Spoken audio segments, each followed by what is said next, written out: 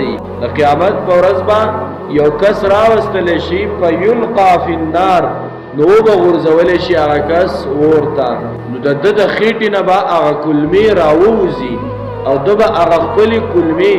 د ځان سره په لاس کې نیولي او چاپیره به تاویږي په شان د هغې خر باندې لکه کم خر چې هغه جرند د چاپیره تاوي او چاپیره د جرند نه تاویږي او د جرند یا پلک چاپیره تاوي دغه شان خپلې کلمې به نیولي او په هغه جهنم پاور کې به چاپیره تاویږي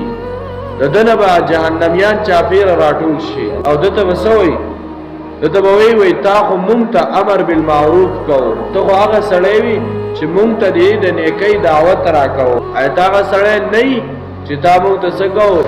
مونږ ته د امر بالمعروف کو خې خبرې دې راته کولې او د بدو نه دي منع کولو دې ورته وی بلا ولې نه